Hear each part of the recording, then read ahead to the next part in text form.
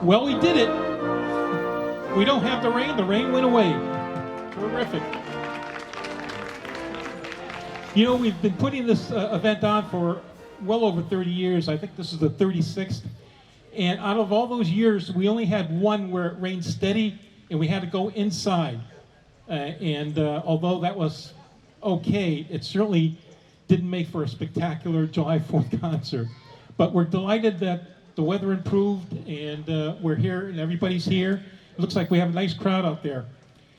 Ladies and gentlemen, boys and girls, welcome to the 36th Annual Mount Hood Park Association July 4th concert. My name is Myron Dittmer, President of the Mount Hood Park Association. This concert is being dedicated to Helen Giorgio, who passed away on June 1st, 2023. Helen had a deep and enduring love of Melrose and was well known and liked in local politics through the hard work helping our veterans and through other organizations she volunteered at. She was also a founding member of the Mount Hood Park Association. She served for 30 years as president of the Melrose Veterans Club and was a Gold Star wife. She also had the distinction of being awarded the keys to the city of Melrose. We are fortunate to have present members of her family, and I ask that they stand to be recognized. Her daughter Linda and her family, and then Chuck, her son, and Doreen, his wife. Please stand and be recognized.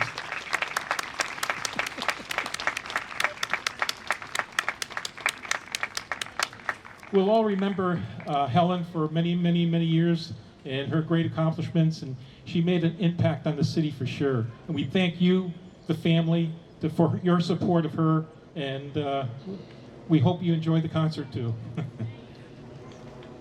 At this time, I would like to introduce some board members from the Park Association that are present here. Let's see, Rose Dittmer, she's a director, my wife, Rose. Chris Walsh, where are you, Chris? Oh, he's way in the back. Also, is Deb Collar here? She's a director? No. And Paul McQuillan. Paul, are you here? Oh, there he is. Okay, thank you. Yep. And also Janine Venuto, yep. Venuti, I'm sorry. I have trouble with these Italian endings, you know. If you're interested in joining the association, at the back of your program is a membership application. And we've been around for 53 years. And basically what we do is we make every effort to preserve, protect, and promote Mount Hood Memorial Park and Golf Course. That's that beautiful venue all around you. This is the largest green space in Melrose. And we call it the Green Jewel because that's exactly what it is. And we wanted to keep it as close to what it looks like now for future generations to enjoy. There's all sorts of activities here. And if you go on our website, which is in our program, you'll see a lot of different types of activities you can do here, passive and active activities. There's hiking trails, ponds that you can do fishing in, and also just walking up to Slayton Tower, which is directly up there, a 4-story stone building that was built back in the 30s, and to enjoy the scenery around Mount Hood. We sponsor 3 events during the year. Our Senior Day at the Park in May. We bring as many seniors as we can fit in that hall to a free lunch and also discussions and lectures on environmental issues that involve either Melrose or local communities. Also, and this is the July 4th concert, which is our second event of the year. And finally, our children's holiday party in December. All these events are free to the public, and the way we support it is through our membership drive. So take a look at your program. On the back is the membership form. So if you want to, you can join. If not, we'd accept a donation also. Now, you can't put an event like this on without the support and the sponsorships, and we do have some. The Melrose Cultural Council, which provided us a grant to pay for some of this event, and we thank them. The Melrose Park Department under Joan Bell, Superintendent of Melrose Public and Open Spaces. The Melrose Park Commission under Chairman Bill Gardner. And also Sagamore Golf under General Manager Dean Scarito, who runs and operates the golf course. And I just want to say that this group is new. They took over in January, and we've already seen a substantial improvement on the way the golf course is run, maintained, and that includes the functions that occur up here in the hall. It's just been great, the relationship between them and those of us who have to use the facilities up here. And I'm happy to report that the CEO is here. Richard Luff and his lovely wife, stand up. Thank you very much for your support.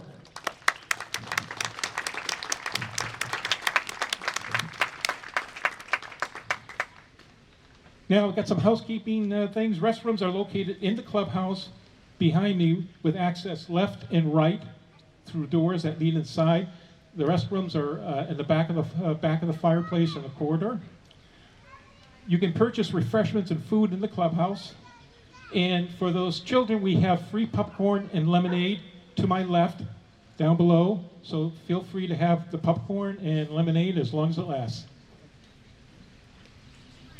At this time, I'd like to invite Ward 6 City Councilor and President of the City Councilor, who, by the way, Mount Hood Memorial Park and Golf Course are in Ward 6. So at this time, I'd like to call Jen Gregoritis to say a few words.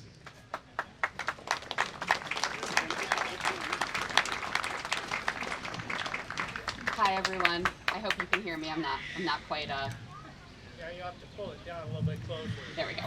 Is that better? Thank you all. And I just want to echo what Myron said and thank Sagamore Golf, the Parks Commission, Joan Bell and Cindy Brickley, and also DPW for the work that they do every day on behalf of this incredible park that we have here in Ward 6. It's wonderful to see so many of you here tonight. I just, quickly reflecting on today, wanted to share a quote from Thomas Paine, which really resonated with me. He was a recent immigrant to what was then the colonies when he wrote this in 1776, and like so many of you, my own family story is one of immigration. I'm the third generation to be here in the United States. I know many of you can trace your families back multiple generations here in Melrose. So Thomas Paine said, "A government of our own is our natural right. And when a man seriously reflects on the precariousness of human affairs, he will become convinced that it is infinitely wiser and safer to form a constitution of our own in a cool, deliberate manner while we have it in our power than to trust such an interesting event to time and chance. If we omit it now, someone may hereafter arise who, laying hold of popular disquietudes, may collect together the desperate and the discontented, and by assuming to themselves the powers of government, may sweep away the liberties of the continent like a deluge. We have it in our power to begin the world over again." So I think that is the story of this holiday and of this country. It is an honor to be here on behalf of the City Council, and thank you for joining us.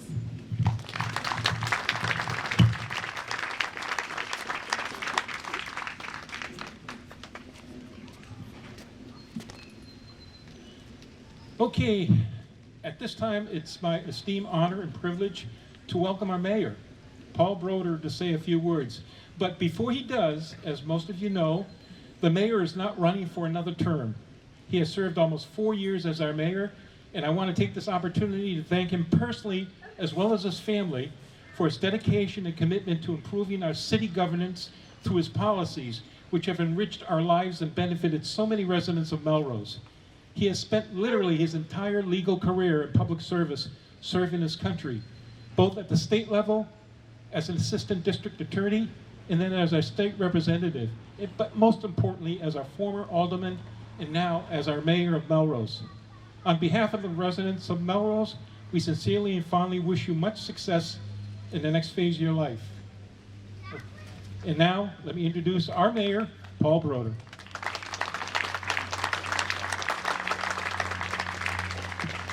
You almost talked me into staying. Those are some pretty nice words. It is really a delight to be here, and to jump to the end, I guess, a little bit. It really has been an honor. I've served in a couple of the 3 elected roles, but the best thing about being mayor, and I mentioned this at graduation, was you get a front row seat. You get a front row seat at some of the tough stuff, but you get a front row seat at events like this, or graduations, or things we do in the arts, our kids' athletic accomplishments. And if you're from Melrose or not, if you've been here forever, you've only been here a few years or a few weeks, I really can't thank you enough for that opportunity. It's been, it means a lot to me. So today, I brought you good weather. No, seriously, Melrose, we had the morning event at the Common with good weather. We had the apocalypse in between. And now we are back to not exactly sunny skies, but it's cool. We have the Middlesex Concert Band here, again, as Myron said, for about 37, 38 years. And we're going to have a lot of fun. First and foremost, happy Independence Day. Happy 4th of July. Give yourselves a round of applause for being here.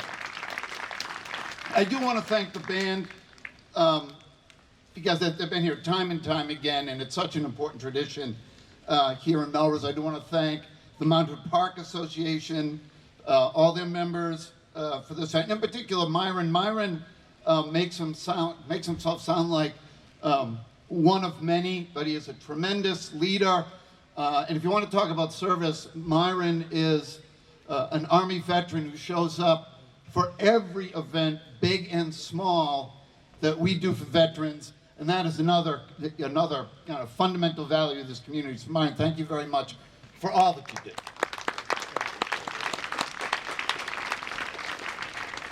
I certainly want to thank our new partners here from Sagamore. A lot to work with, but it's certainly a storied past. So far, it has been amazing, and on behalf of the city, I want to thank you for your partnership because it's been tremendous. And I don't want to be redundant, but I do want to say a few words about Helen Giorgio. So for those of you who don't know, Myron gave you a lot of details, but I'm always interested in folks that chose Melrose. So Helen actually grew up in the Orient Heights section of East Boston, moved here in the late 50s with her young family.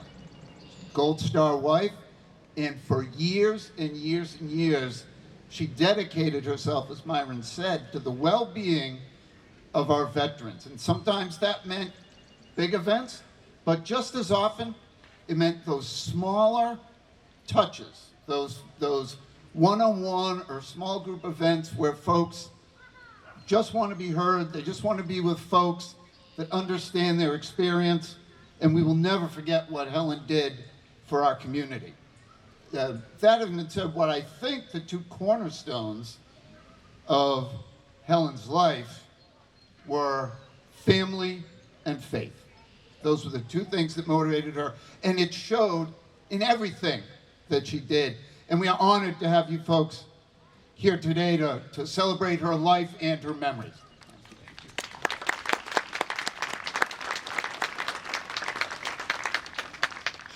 So the 4th of July, as you all know, I don't really need to remind you, it is a reminder of freedom. And I am so proud to lead a community where every resident on our best days can feel free and safe to express who they are. The Declaration of Independence says, right before the Constitution, our founding document sets out the basic, that fundamental core set of values that this nation was built upon, the value of life, liberty, and the pursuit of happiness. And we are reminded today, but hopefully every day we keep this in mind, that our freedom does require service and sacrifice. We also recognize that ensuring all our residents must have the opportunity to pursue a life of freedom and happiness, and that means they are allowed, and we should encourage everyone to speak out in support of those fundamental rights for people of every age, race, ability, or identity, so that Melrose will continue to be, as it has been, a town where all are welcome. Today, in particular, we celebrate our resilient nation and our resilient city. The last few years, I'm not gonna lie to you, you've lived it with me, been a little bit rough in spots. But throughout that time, we have seen community members, like Helen, like so many others, coming together to help others not just survive, but thrive through acts of service and kindness. Today, what we endeavor to do is create solutions to community problems, both big and small. And as a city, myself, the Board of Aldermen, the City Council, show my age a little bit, the school committee, our police, our fire, our DPW, all the folks that work so hard for you every day, and so many volunteer residents, really do bind together to look for that commonality. On our best days, we bind together, figure out what is going to move our community forward, and do it. Most of all, we unite around neighborliness and kindness and our shared desire, really, to live up to our motto, to our aspiration, one community open to all. So thank you so much for having me on this, what turns out to be a beautiful day. I wish you and your families a happy and safe rest of our Independence Day holiday. And I look forward, maybe not as mayor, to celebrating many more with you. Thank you.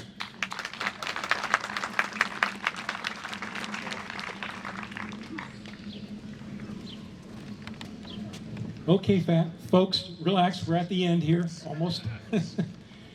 Providing us music this year again is the Middlesex Concert Band of Wakefield under the direction of Mark E. Olson. At this time, I would like to introduce the conductor of the band, Mark Olson.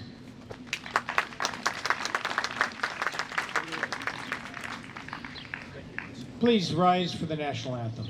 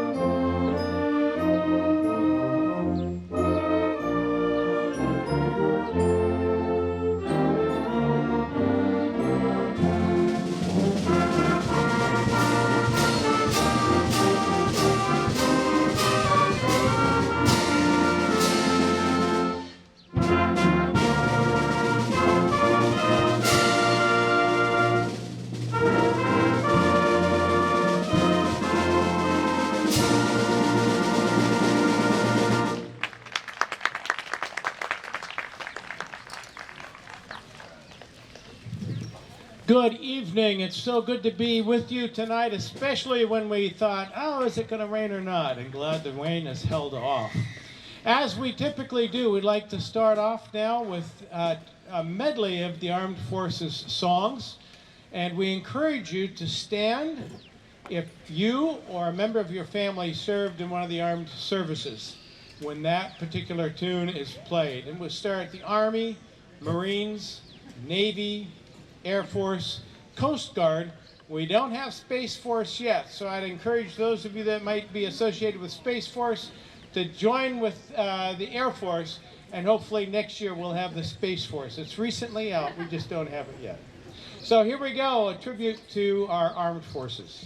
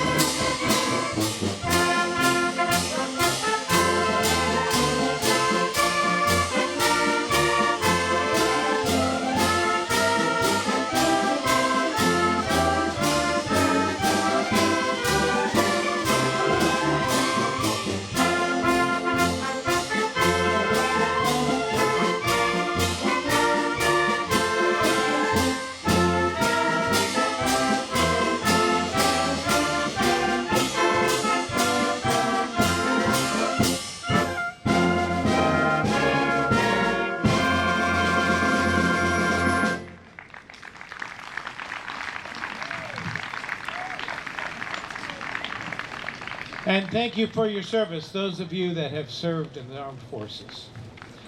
How many of you have been to New Orleans and you've been standing outside and all of a sudden you hear a band coming down the street? Yeah, that brass band with the drums and all, and then you'll notice there's a group of people behind them that are dancing and cheering them on. That's the second line. The next tune that we're doing is called Country Club Stomp. It's that band marching down, but it was written to kind of pay tribute to the second line. So here's Country Club Stomp.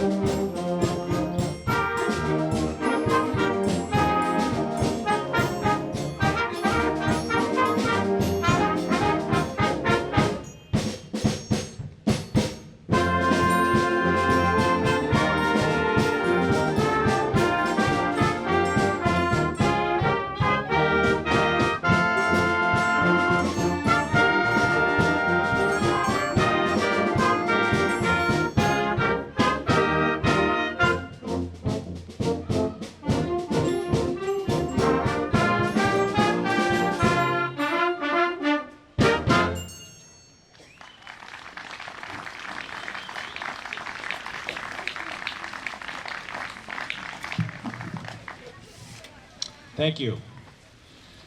Shortly after the assassination of John F. Kennedy, Ronald Low Presti decided to write a composition to commemorate that, somewhat his feelings through that. And he wrote a piece called Elegy for a Young American. And it goes through some of the tragedy of that, but at the very end, there's also hope that is heard in the music. So we'd like to perform for you Elegy for a Young American, and I invite you to think of those that you might have lost at a young time in their life, that this piece can be dedicated to them as well. Ronald Low Presti's Elegy for a Young American.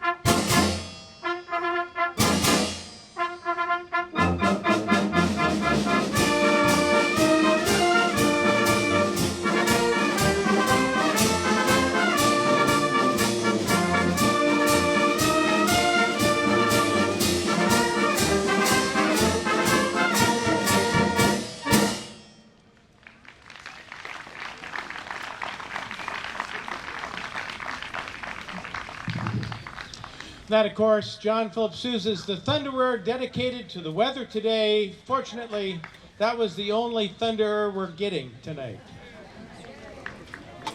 I thought it was appropriate. All right, this next tune is particularly for all the kids.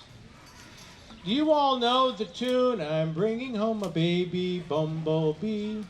How many of you know that one? Yeah. That had its start as an old fiddler tune.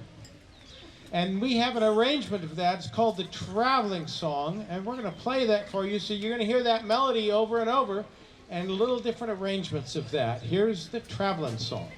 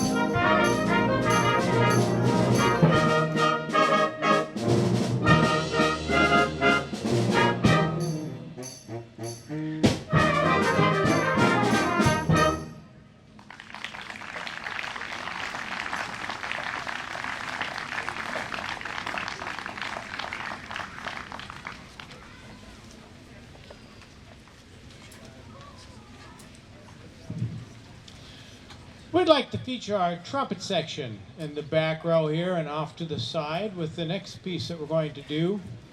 This piece is by Oliver Davis. It was composed a number of years ago, but it's now just kind of been made available within the last few years. I didn't know about the piece, and I'm a trumpet player until about a year ago. And I came across it. It's delightful. It's similar to the vein of Bugler's Holiday, Trumpeter's Lullaby, the Leroy Anderson pieces.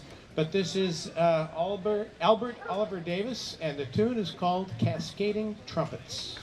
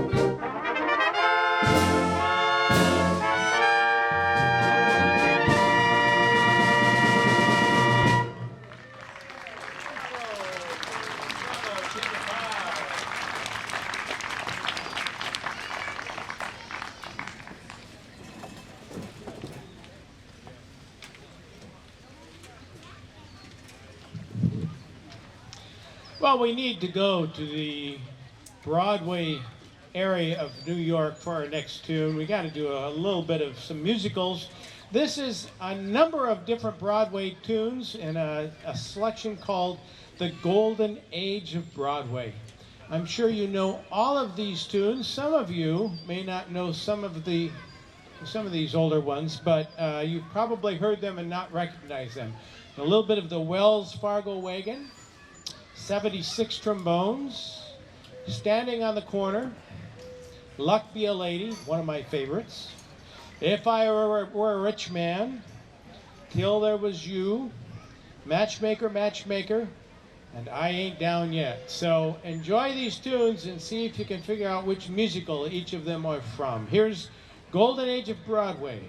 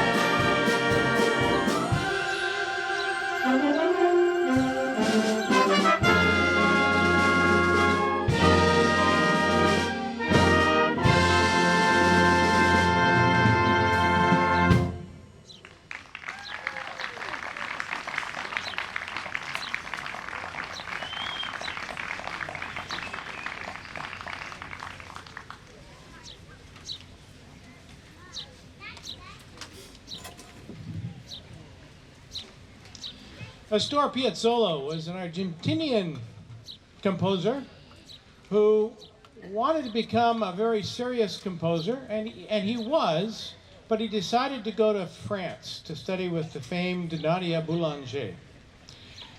And he studied with her, and as she listened to his music, she said, "You know what I think you need to do?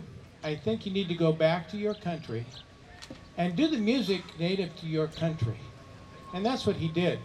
And one thing that he did was focused on the tango. And he revolutionized the tango in the United States and made it much more popular. The piece that we're going to do for you is a piece called Oblivion. It's a tune you maybe don't know, but you've probably heard it.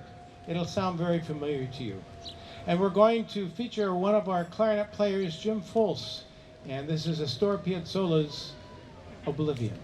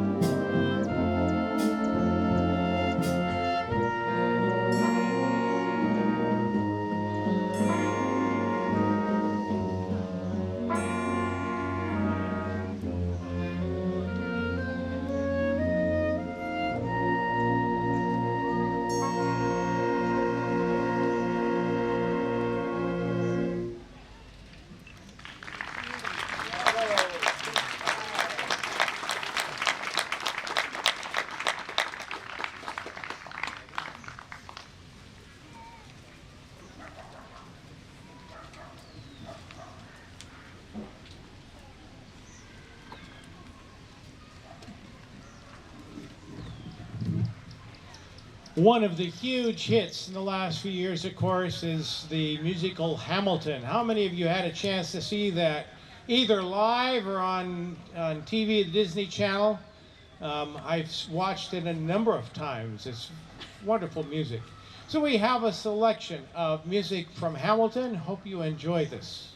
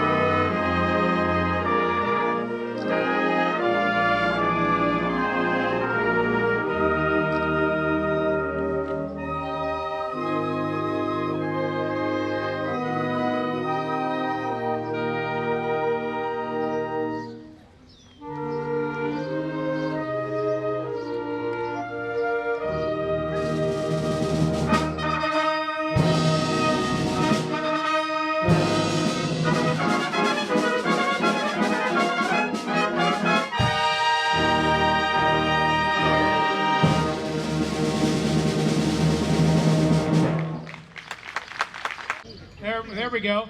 So come down and get in the flag and get ready as we do Stars and Stripes Forever.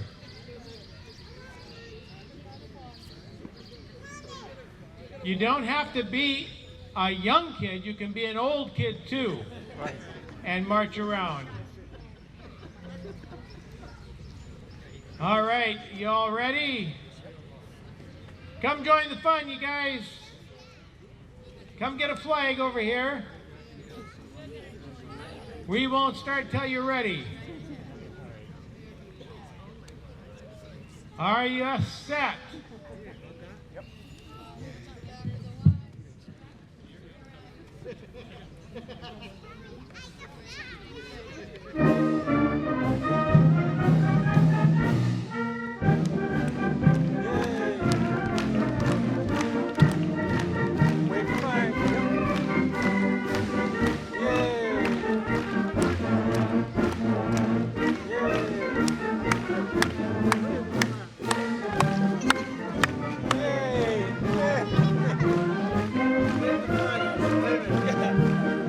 Yeah.